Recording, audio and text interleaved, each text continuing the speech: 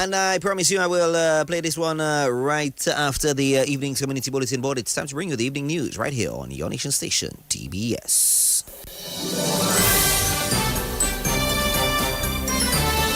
Fair and balanced, unbiased and clear, concise and accurate.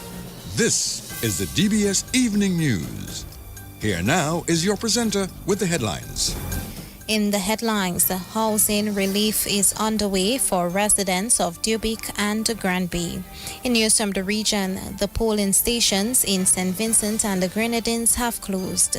And internationally, France President Emmanuel Macron unveils a new military service to combat Russian threat. Good evening, I am Leila Langford. Details of the news when we return.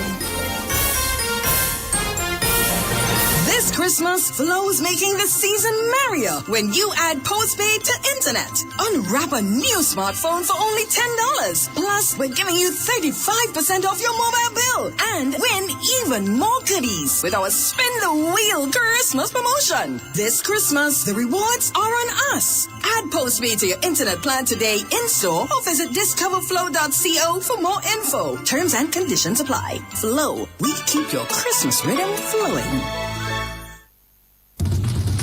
DBS News. Welcome back and welcome to the listeners of Acoustic Worship Radio.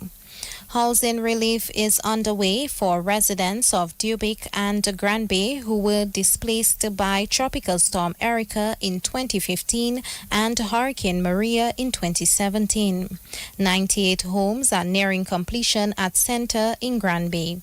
Prime Minister Roosevelt Skerrit led a delegation to the Center housing development this morning. So we do have 98 houses here. Some of them will be assigned to the residents of Granby, so it's not only Dubic. About 26 or so will be assigned to Granby itself. In addition to that, we have fire service building to house the fire servicemen. It's a completely new building next to the police station. The police station was also refurbished as well, and we're also building a community center.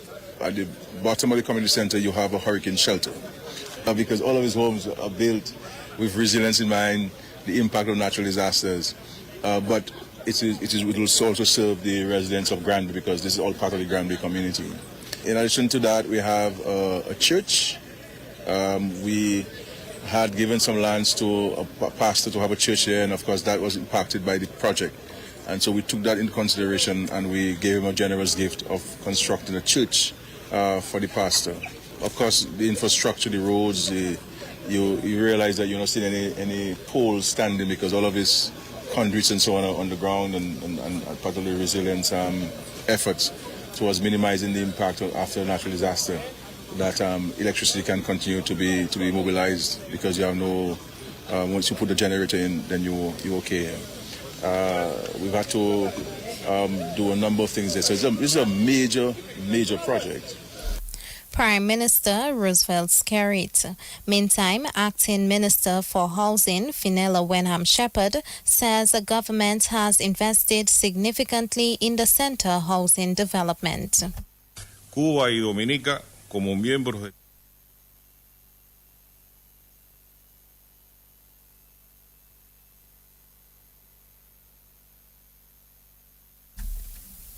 We do apologize for not having this clip. In other news, the 2026 Miss Dominica contestants, as well as other aspects of Dominica's Carnival, will be on display when the official launch of Miss Dominic 2026 takes place tomorrow. The event is set for the factory on Valley Road from 6 p.m. Marva Williams is CEO of Discover Dominica Authority. This Friday, November 28th, we officially launch Mass Dominic 2026, the real Mass. Join us from 6 p.m. at the factory on Valley Road as we open the season with culture, music, and the pure Dominican spirit. We will be introducing as well our Miss Dominica 2026 contestants, confident, talented young women ready to represent the very best of who we are. We will also witness our traditions with performances from Sensei, Maho and Sakis Lapukabwit, the Big Boom Boom Ladies, Bwabwa, the Kalinago Tetmas, and so much more. Enjoy live performances from some of our Buyo bands and some of our top DJs as well. Mas Dominic is our story, our creativity, our pride, and it all starts right here at the official launch. The event is free and open to the public, so we're inviting everyone to come out, to bring your friends, your family, and let's celebrate safely as we launch the 2026 Carnival season together. CEO of Discover Dominica Authority, Marva Williams. The Lubia to Granby Road project, funded by the UK government, is set for completion in March 2026. Prime Minister Roosevelt Skerrit, who today led a site visit to various projects in the Granby area, says the road project will greatly transform the South. I think so far we're very satisfied. I think the engineering and, of course, the contractor and the supervising firm are doing a pretty good job under the circumstances. It is not an easy terrain to work with. The bridges that have to be constructed, there are challenges with the river flow and the natural flow of the river. One has to employ a lot of engineering methods and practices there. So, but I think at the end of the day, we will have a much improved communication network from Roseau to Granby and, of course, to Bacatel. We can see the extent of the work, the extent of the concrete and steel, but these are investments that are necessary because we're building a resilient nation. We want to ensure that when people crossing Pishley and Meacham and the Snock Corner, that they're traversing on very solid bridges. And so the engineering has been very circumspect with the designs and, of course, the implementation. We thank the government of the United Kingdom. They have been very helpful to us. They are doing this project, the bulk of it, in terms of the financing. And of course, they're doing the water project, some water projects about £25 million. This road, they have committed £25 million as well. So the UK government gave us some £50 million for various interventions to build resilience in the water systems. And at some point, we'll visit the project in Calibish and elsewhere, where those funds are being spent. Prime Minister Roosevelt Skerrit. Parliamentary representative for the Granby constituency, Dr. Vince Henderson, says the construction of the Meacham Bridge is a key highlight of the Granby Road project. Every time I think of Meacham, I think of Ed Regis, because Ed Regis continue to talk about that Meacham crossing. And finally, we are getting near to having an actual bridge in Meacham, because those of us who perhaps don't spend much time here will not understand, but when it rains, a little rain, and Meacham blocks, a little rain, but this is the most significant component of this project, because as long as anybody can remember, Meacham was always a challenge for Granby, Bacatel, Fonseca, and people in Village Saban when there were people settled there. So we're very happy that this is happening. We're very happy for the work being done so far, and like the Prime Minister, I want to again express our concerns. We understand the bus drivers' concerns that they've raised, but as he said, it's just a short-term pain for a long-term gain. I know that it is costing them more, and I know it will cost them less, and I will not ask them to reduce their fares after the road is done, but we'll see what can be done to assist them now in the difficult times, because we understand the concern. Parliamentary representative for Granby, Dr. Vince Henderson. Parliamentary representative for Bellevue-Chopin, Julian Defoe, says the employment being created by the road project has enhanced economic activity in the area. You would have heard of the employment opportunity. There are many young people I personally have advocated for, and the contractors have been very receptive. I know you can bring people to a job, but unfortunately you can't make them stay. So I would not put that blame on the contractors. We have had many young people engaged over the lifespan of the project, and there is still a significant amount of time to go.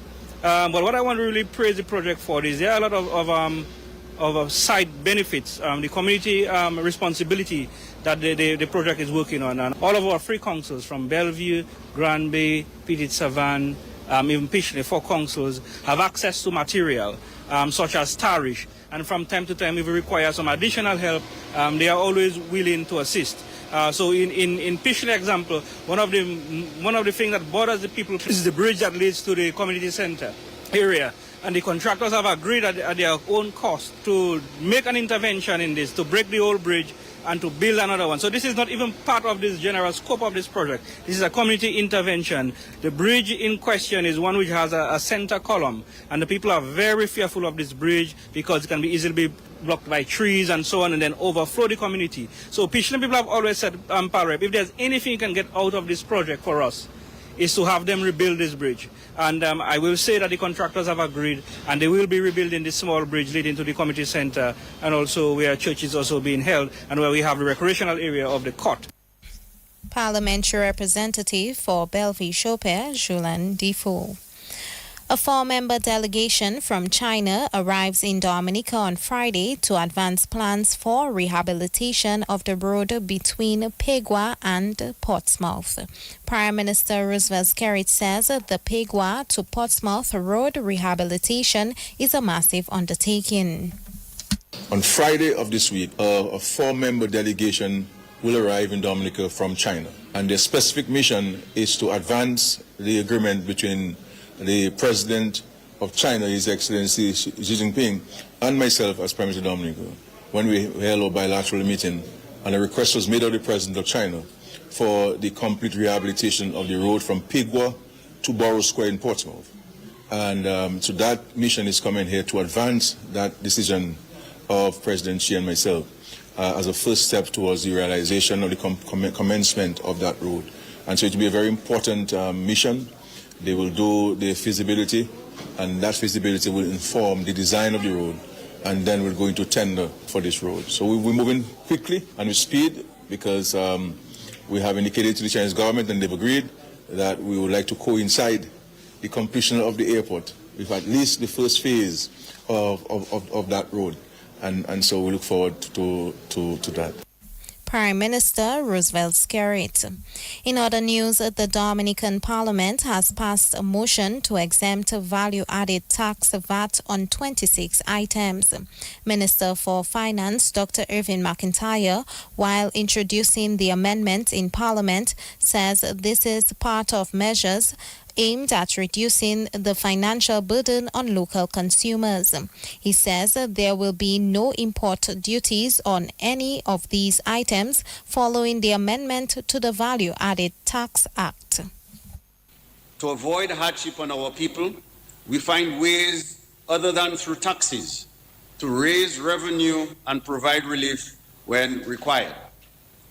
The order which is before the House today exempts VAT on 26 items, namely salted herrings, codfish, onions, garlic, split peas, red kidney beans, black-eyed peas, lentils, pigeon peas, cream of wheat, cornmeal, oats, luncheon meat, canned corned beef, canned herring, canned sardines, canned tunas, canned mackerel, cereals, that is wheat, bran, etc., biscuits, unsweetened, orange juice, tomato ketchup, toothpaste, laundry detergents, toilet paper, and sanitary napkins. Note, Mr. Speaker, that there is also no import duty on any of these 26 items. We urge the suppliers of these items to cooperate with us by passing on the benefits of these exemptions to the consumers. Mr. Speaker, the granting of these exemptions requires an amendment to Schedule 2 of the Value Added Tax Act, Chapter 6708 of the 2017 revised laws. Minister for Finance, Dr. Irvin McIntyre. Meantime, Minister for Trade, Dr. Vince Henderson, encourages local importers to buy more CARICOM products. Fortunately for us, COTED has approved the suspension, of the CET on all items. Now, we didn't expect that, to be very honest. And the reason we didn't expect CARICOM to agree with us is that some of these goods are produced within the regions, and those member states have the capacity to provide more than 75% of what we need, and therefore they should be protected. But CARICOM decided that they will give us the initial period as requested by the Ministry of Finance and articulated by the Minister of Finance in the budget address, and will allow those goods to be zero rated on the CET. But there is something that also is important to add, which I shared with my colleagues last week. And one of the things we gave them a commitment is that we will urge our importers, our supermarkets, to import more of the CARICOM stuff. It's already zero rated. It doesn't attract a tariff. That we urge our local importers to buy more CARICOM products. From the list, actually, only 8 items that are not produced adequately in CARICOM. Minister for Trade, Dr. Vince Henderson. That's the national focus, regional and international developments up next.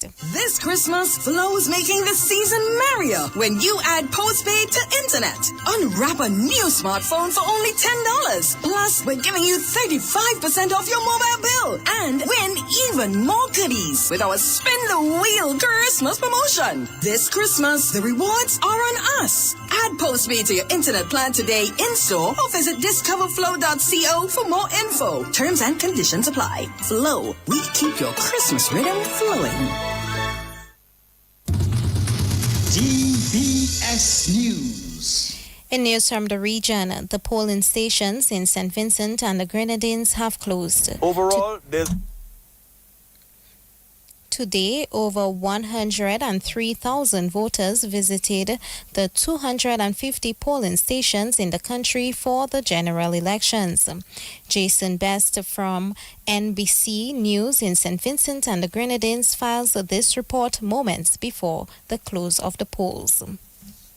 Overall, there's been a smooth flow of things, and one of the things that have been told by the officials that more young people have been turning up to vote at this particular polling station here at the Public Works, Old Public Works in Arnisvale.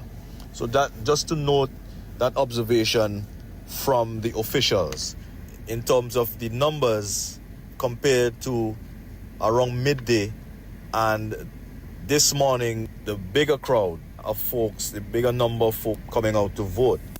Our thanks to Jason Best from NBC News in St. Vincent and the Grenadines for that report. And internationally, French President Emmanuel Macron has unveiled a new military service plan to boost its armed forces in response to the threat posed by Russia. In an announcement, Mr. Macron said volunteers aged 18 and 19 will start serving next year in a 10-month military service program.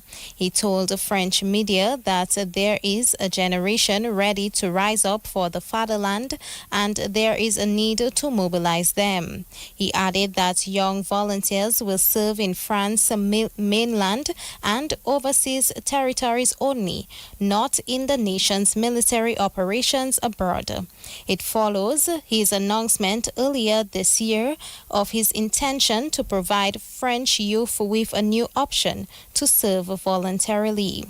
That's news, the DBS Evening Sports Report. Up next with Curtis Matthew.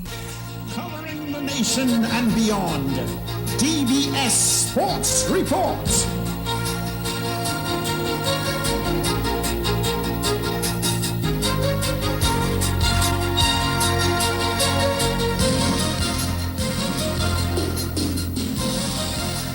And let's begin the DBS Evening Sports Report with cricket news. Jevo Royal, batting at number 8, played the innings of his life, 124, to rescue Jamaica in their crucial regional 50 overs match against the Windwards this afternoon. Royal blasted 11 sixes as Jamaica on the brink of collapse at 59 for 6. They made 231 all out. His 124 came from 107 balls. Brong 22 was the only other batter of note. McKinney Clark took 3 for 41, Kenneth Demba 2 for 51, and Descott 2 for 44. The Windward Islands needing 232 for victory. Their innings is on the way. A little while ago, the Windwards were on 16 without loss. Jeremiah on 9 and Pascal on 2. So that's Jamaica at one stage, 59 for 6. They progressed to 231. The win was needing 232 to win. They were on 16 without loss a little while ago. In another match, Trinidad and Tobago, Red Force, they made light work over the Leeward Island Hurricanes. The Leewards made 213 in 49 overs. Jama Hamilton 71, Karima Gore 39, and Rakim Cornwall 26. Terrence Hines 3 for 50, and Ricky Jaipal 3 for 32. The Red Force replied with 214 for 2 to win by 8 wickets. Tion Webster had 83 and Amir Jangu 72. Well, the tour match between the West Indies and New Zealand 11 ended in a draw. The West Indies 346 for 5 declared.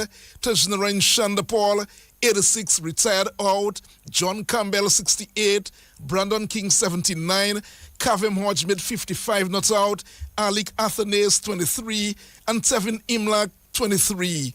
New Zealand 11 264. Cameron Paul 91. Mohamed Abbas 61. Johan Lane 3 for 35. Jomel Wabikan 2 for 45. And Kavem Hodge 2 for 32. Some boxing news now. The young boxer Tahir Tyson is now back in Dominica following cancer treatment in Trinidad.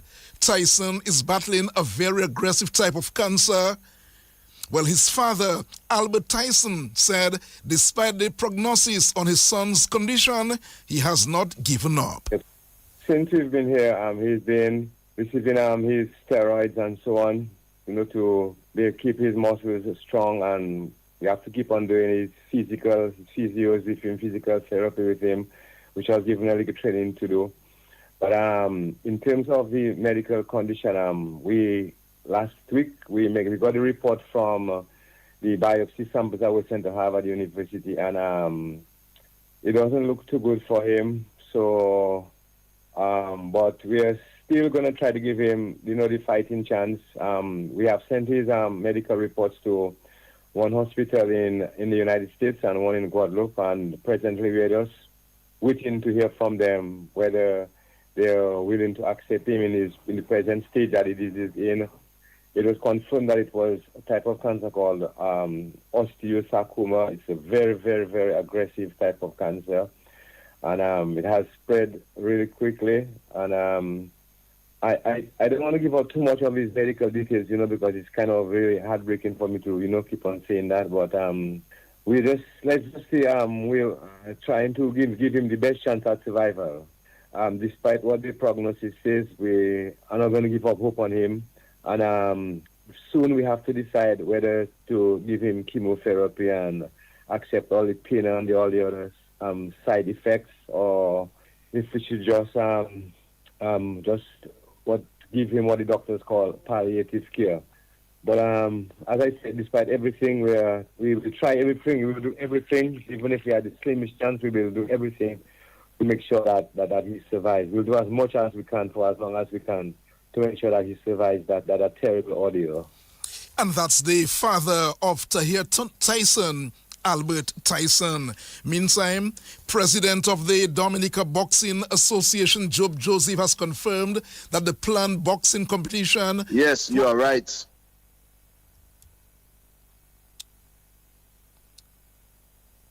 We do apologize for that mishap a little while ago. But here now is the president of the Dominica Boxing Association, Job Joseph. Yes, you are right. And it has to be on no matter what it takes. We have to do what we have to do because, the main purpose of this competition is to help young Titan, which is fighting cancer disease. And we would like that the public would show up in big numbers. As I also said on the radio when I was there, that we won't charge anyone by the gate. It will be open and people will give willingly according to their hearts, So we want them to give according to their heart, because they know the purpose for this competition. This is actually for helping a young boxer to come back on his feet to have a normal life. So the boxing will be still on the 27th of December, 2025. We're going to have 8 bouts. 5 will be local fighters, and 1 from the United States, 1 from Grenada, and 1 from Antigua. And that's the president of the Dominica Boxing Association, Job Joseph. Let's bring you some basketball news now. The Peebush Eagles are 1 win away from lifting the DABA Premier League title as they took Game 3 of the best-of-5 series with the BAA Sharks last night at the Massac Indoor facility. The game was tight until the last 2 minutes of the fourth quarter when the Eagles pulled away for good. The Eagles took the match 78-64 to take the 2-1 lead in the series. Shama Felicite had a game-high 21 points. Kaloil Paul added 20. Lenin Paul and Ethan Boland getting 13 points each for the Eagles. The Eagles senior player, Lenin Paul. Yeah, so that is what it takes through series of basketball. You figure it out, and then once you get something that's working for you, stick to it. We had a game plan the last game which we won, and we stuck to the game plan, and it was successful again. And we're going to keep doing it until they figure it out. The scoreline might be a bit misleading, though the game was really neck and neck up until the last 2 minutes there. So talk to me as to what you guys did differently in that fourth quarter. So I'm going to give you the reason why. Because if you realize in the first quarter, I think we were up by 10 points, but we lost it. We had put on some of our key players, we had some subs, and we get in foul trouble, so they bounce back. Now, like I said, we have something that works for us, and at some time we tend to stray from it. So that hurt us, and that caused them to come back in the game. But in the last quarter, we just played through, took what we get, and it came out good. You're 1 win away now. You've won 2 games in a row in this series. What can you take from this sort of momentum headed into that crucial game 4? Oh, we're hungry, man. We're coming back for the last one. Saturday will be the last game. We're hungry, and that's what we want. And that's the Eagles senior player, Lenin Paul. Meantime, Nigel George and Jimal Peltier had 13 points each for the Sharks. Sharks coach Jerry Williams says his team lost the plot in the fourth quarter. Yeah, we lost in the fourth quarter. We gave instructions to take it down low because Lenin and Boland were in foul trouble. So the whole was eat away from the clock. We didn't need to go any unorthodox shots or any threes. It was to go inside and get them out of the game. Because when Boland was out of the game, that's when the game opened up for us. And then when he came back in the game, that is when they took the lead because we did not go aggressive. And then again, unfortunately, we got some easy layups. We didn't go our way. So at the end of the day, they wanted it more than us. So they will just have to come back for the next game and come back strong, tie it up, and then have a game 5. How can you guys sort of regroup because the momentum seems to have swung in favor of the Eagles? It's just for us to leave this game here. When we leave Massac, we leave it here, we lose that game already. We know that we can beat them. We have beat them twice for the season and then once in the playoff. So we know that we can beat them. So it's just to come back, regroup, and, just take game 2. And then we go to game 4. So all we can worry about, we can't worry about this game. It's already gone. They wanted it more than us. So it's just for us to go to the next game and move on from there. And that's the Sharks coach, Jerry Williams. Game 3 is set for Saturday. Some netball news. 2 games are scheduled for tomorrow in the sports division secondary schools under 16 netball competition. The action will take place in Marigot with game 1 taking place from 2:30 in the afternoon. In game 1, Northeast Comprehensive B will play the Portsmouth Secondary School B team, while at 3:30 in game 2, Northeast Comprehensive A will play Portsmouth Secondary School A. Both matches are set for Marigot. Finally, this evening, action continues tonight in the President's Cup for Division 1 teams. In tonight's match at the DFA Technical Center, the Kalinago Warriors will be taking on the Police Sports Club. That game gets underway from 7 o'clock. In last night's match, Fokole booked their spot to the next round with a 5-2 win over Valley United. That too is a look at the DBS Evening News and Sports. Of course, tomorrow morning we will bring you another newscast at 7 o'clock. On behalf of the News and Sports Department and our link person, Joseph Fadul, Curtis Matthew saying good night. DBS Radio gives you top quality service over any other for live streaming of funerals. Call us today at 448-3282.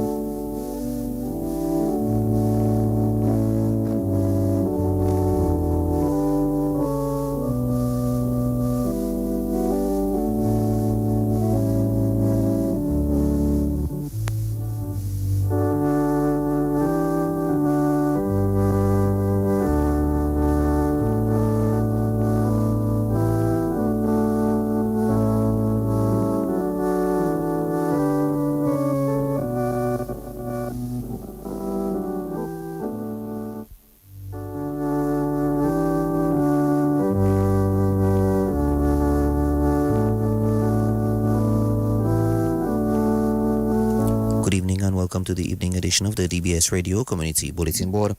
It is the 27th day of November 2025. We begin with this evening's edition of the DBS Radio death announcements on the DBS Radio Community Bulletin Board. We announce the death of Virginia Birmingham, née Laura, age 90, of Montin Granby. She died on Thursday, the 23rd of October 2025 in England. She was the wife of the late Ellis Birmingham. She was the mother of 7 children. She will also be remembered by many grand and great-grandchildren. The funeral mass for the late Virginia Birmingham, née Laura, will take place at 10 a.m. on Friday, the 28th of November 2025 at the Granby Catholic Church and will be followed by interment at the Granby Catholic Cemetery.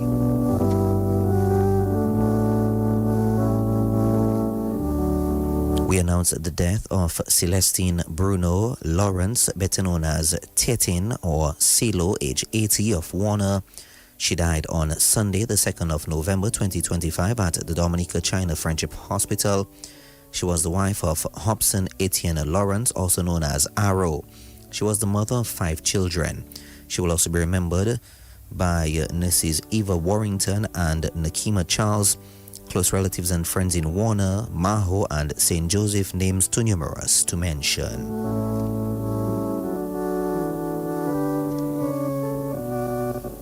The body of the late Celestine Bruno Lawrence, better known as Tetin or CeeLo of Warner, can be viewed from 1:30 p.m. on Friday, November 28, 2025 at the St. Martin de Porres Roman Catholic Church in Canefield. The funeral service will take place at 2 p.m. and will be followed by interment at the Maho Public Cemetery.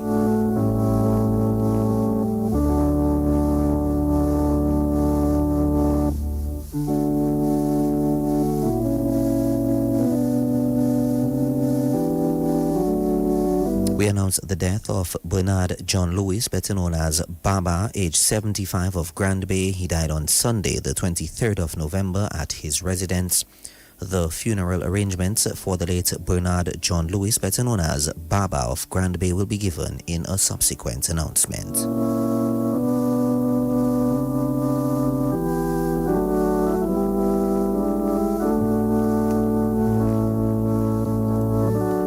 management and staff of your nation station, DBS Radio, extends deepest condolences to all bereaved. And now, your Community Bulletin Board.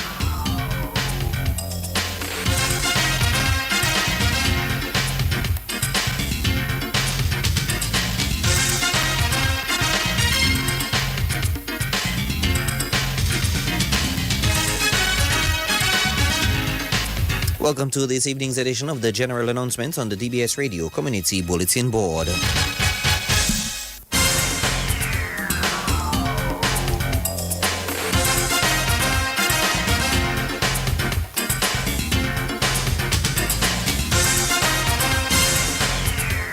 The Dominica Electricity Services Limited, DOMLEC, informs the public that the